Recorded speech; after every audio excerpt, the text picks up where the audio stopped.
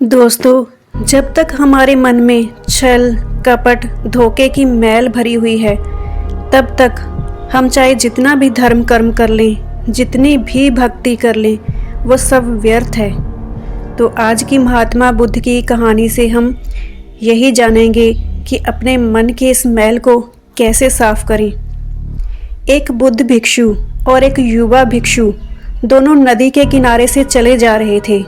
तभी उन्होंने देखा कि एक युवती नदी में डूब रही है और बचाओ बचाओ के लिए आवाजें दे रही है।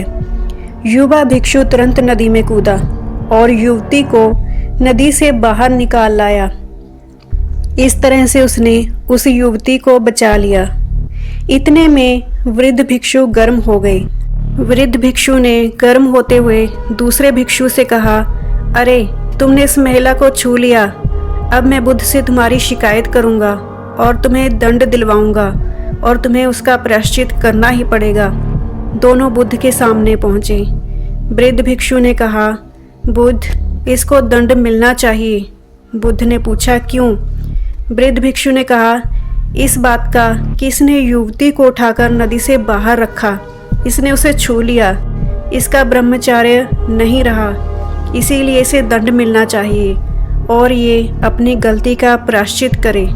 बुद्ध ने कहा, दंड क्या होता है और प्रायश्चित पहले तुम ले लो, मैं किस बात का प्रायश्चित लूं?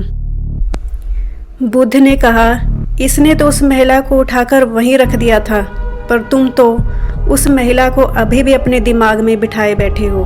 तुम अभी भी उसके बारे में सोच रहे हो और अभी भी दिमाग में उसको ढो रहे हो। इसने तो वहाँ रख के उसे भुला भी दिया, लेकिन तुम अभी भी उसको याद कर रहे हो।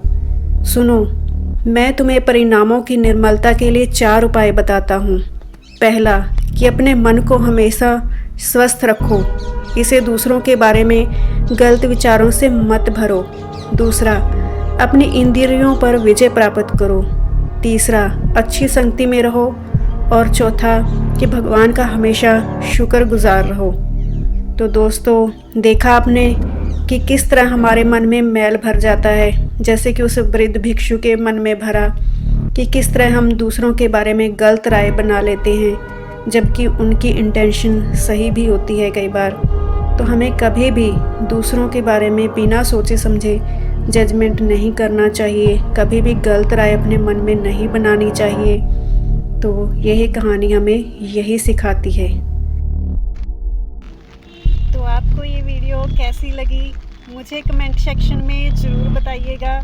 मुझे आपके कमेंट्स का इंतज़ार रहता है। तो मिलते हैं नेक्स्ट वीडियो में। तब तक के लिए ऐसे ही बारिश में नहाते रहिए।